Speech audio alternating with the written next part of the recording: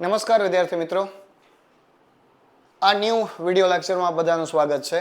Environmental સાયન્સની અંદર એક ક્વેશ્ચન છે green building, concept of green building. તો વિદ્યાર્થી મિત્રો, આ ક્વેશ્ચન તમારા માટે ખૂબ જ અગત્યનો છે. Concept of green building.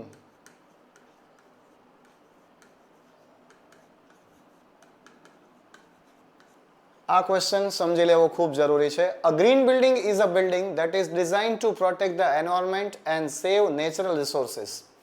Green building છે ને એક એવી બિલ્ડિંગ છે કે that is designed to protect, એને ડિઝાઇન જ એટલા માટે કરવામાં આવે છે ટુ પ્રોટેક્ટ ધ એન્વાયરમેન્ટ, પર્યાવરણને બચાવે, એન્ડ સેવ નેચરલ રિસોર્સિસ, અને નેચરલ રિસોર્સિસ છે એને એ બચાવે, લાઇક વોટર એન્ડ ઇલેક્ટ્રિસિટી, જેમાં પાણી અને વીજળીનો ઓછો ઉપયોગ થાય.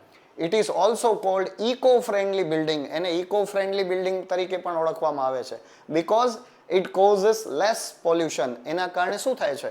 પોલ્યુશન ઓછું થાય છે, પ્રદૂષણ ઓછું થાય છે, and provides a healthy place for people. અને લોકો માટે એક healthy place છે એ પ્રોવાઈડ કરી શકે છે. તો main ideas of green building, એનો મુખ્ય આઈડિયા શું છે?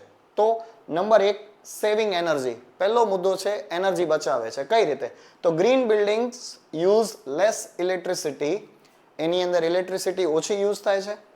Using sunlight for lighting. હવે પહેલો મુદ્દો કે ઇલેક્ટ્રિસિટી ઓછી યુઝ થાય તો એના માટે શેની જરૂર પડે? તો કે using sunlight for lighting, lighting માટે સનલાઇટનો ઉપયોગ થાય. Installing solar panels, solar panel એમાં આપણે ઇન્સ્ટોલ કરીએ છીએ. અને using LED bulbs. LED bulbs તમે જાણો છો કે બેટરી વાળા બલ્બ આવે છે તો એનો ઉપયોગ થઈ શકે છે. નંબર 2, સેવિંગ વોટર, પાણી બચાવે છે. તો water is saved by rain water harvesting. Rain water harvesting આપણે જાણીએ છીએ, વરસાદનું પાણી આપણે સાચવીએ છીએ. રીયુઝિંગ વોટર, અને એ જ પાણીને ફરીથી આપણે ઉપયોગમાં લઈએ છીએ. યુઝિંગ લો વોટર ટેપ્સ, અને એની અંદર લો વોટર ટેપ્સ, પાણીના એવા નળ હોય કે જેની અંદર પાણી છે એ યોગ્ય જોઈએ એટલું જ આવતું હોય એવા વોટર ટેપ્સનો યુઝ કરીને. નંબર 3 છે યુઝિંગ ઇકો ફ્રેન્ડલી મટીરિયલ્સ. એની અંદર મટીરિયલ પણ ઇકો ફ્રેન્ડલી યુઝ થાય છે. Materials that do not harm nature, એવું મટીરિયલ કે જે કુદરતને નુકસાન નથી પહોંચાડતું, આર યુઝડ સચ એઝ. આવું મટીરિયલ કયું છે?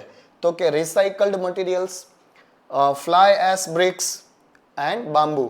બાંબુ આપણે જાણીએ છીએ વાંસ. Fly ash bricks, fly ash bricks એટલે એવા પ્રકારની ઈંટનો ઉપયોગ થાય કે જે આપણે ક્યાંક ઉપયોગમાં લેવાઈ ગઈ હોય એવા મટીરિયલમાંથી એને બનાવવામાં આવે છે, તો એનો યુઝ થઈ શકે છે.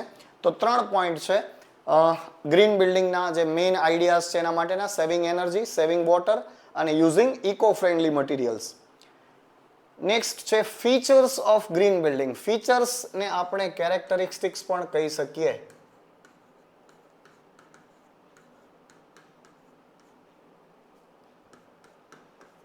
બરાબર, એના લક્ષણો. હવે નેચરલ લાઇટ એન્ડ વેન્ટિલેશન, પહેલો જ પોઈન્ટ છે નેચરલ લાઇટ એન્ડ વેન્ટિલેશન, એનો યુઝ થાય.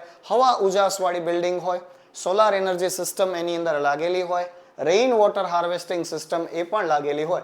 આ 3 પોઈન્ટને તમારે થોડાક એક બે લાઇનમાં એક્સપ્લેન કરી દેવાના, આપણા પોતાના વર્ડ્સમાં. બરાબર, ઓન વર્ડ્સમાં એને આપણે એક્સપ્લેન કરી દેવાના, અને તમે જે ઓન વર્ડ્સમાં લખો એ બરાબર જ હોય, સાચું જ હોય, ગભરાવાનું નહીં, મૂંઝાવાનું નહીં, લખી દેવાનું. Advantages of green building. Green બિલ્ડિંગના એડવાન્ટેજીસ શું છે? ફાયદા શું? તો કે સેવ્સ ઇલેક્ટ્રિસિટી એન્ડ વોટર. આ જ મુદ્દાઓ રિપીટ થાય છે, કંઈ જ નવું નથી. ઇલેક્ટ્રિસિટી અને વોટર એ બચે છે, પાણી અને વીજળી બચે છે. રિડ્યુસ પોલ્યુશન, પોલ્યુશન રિડ્યુસ થાય છે, ઓછું થાય છે. Healthy and comfortable for people. Healthy and comfortable for people, લોકો માટે કેવું છે? હેલ્ધી છે અને આરામદાયક છે. હવે એના ડિસએડવાન્ટેજીસ જે છે, કેટલાક ગેરફાયદા, એ આપણે સમજીએ. તો કે હાયર સ્ટાર્ટિંગ કોસ્ટ, કોસ્ટ એની મોંઘી પડે. ભાઈ આ વસ્તુ છે ને છે સારું, પણ કેવું છે? મોંઘું પડે. બરાબર. Requires proper planning and technology. એના માટે પ્રોપર પ્લાનિંગ જોઈએ, આયોજન જોઈએ અને ટેકનોલોજી જોઈએ, તો જ આ શક્ય બને. દરેક જગ્યાએ શક્ય બને નહીં. નેક્સ્ટ, એના એક્ઝામ્પલ્સ કયા કયા હોઈ શકે ગ્રીન બિલ્ડિંગના? તો કે બિલ્ડિંગ્સ વિથ સોલાર પેનલ્સ, જ્યાં સોલાર પેનલ લાગેલી છે એવી building. Building with rooftop gardens, ગાર્ડન્સની અંદર પણ એવા રૂફટોપ લગાડેલા હોય. બરાબર, એવા. પછી smart buildings that save energy, એવી સ્માર્ટ બિલ્ડિંગ છે કે જે એનર્જી બચાવે છે. અને last but not least conclusion બધામાં લખી જ દેવાનું કે green buildings help in protecting the environment. ભાઈ આવી બિલ્ડિંગ છે એ પર્યાવરણને બચાવશે જ, એની જાળવણી કરશે એન્ડ કન્ઝર્વિંગ રિસોર્સિસ. રિસોર્સિસ જે છે કુદરતી સંસાધન એને પણ એ સાચવશે. They are important for a clean and sustainable future. હવે આ જે છે ને ગ્રીન બિલ્ડિંગ એ આપણા માટે ખૂબ જ અગત્યના છે four a clean and sustainable future. એકદમ સ્વચ્છ, સુઘડ અને લાંબા ગાળાના ભવિષ્ય માટે ખૂબ જ ઉપયોગી છે. તો વિદ્યાર્થી મિત્રો, આ ગ્રીન બિલ્ડિંગનો કન્સેપ્ટનો ક્વેશ્ચન હતો. સિમ્પલ છે, સરળતાથી મસ્ત રીતે પ્રિપેર કરી પોઈન્ટ્સ લખી અને યાદ કરી દેવાના અને એક્ઝામની અંદર બધા જ પોઈન્ટ્સને તમારે લખી દેવાના. કદાચ થોડુંક તમે એક્સપ્લેન નથી કરી શકતા તો મેઇન પોઈન્ટ્સ તો ખાસ લખીને જ આવજો. પેપરમાં લખજો ખાસ, કોઈ પણ ક્વેશ્ચન છોડતા નહીં.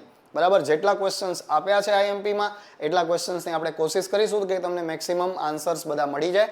બરાબર છે વિદ્યાર્થી મિત્રો? તો પૂરી કોશિશ કરું છું કે તમને બધા આન્સર્સ મળે. અને ખાસ ચેનલ સબસ્ક્રાઇબ કરી દેજો અને વિડીયોઝને શેર કરી દેજો. Thank you so much.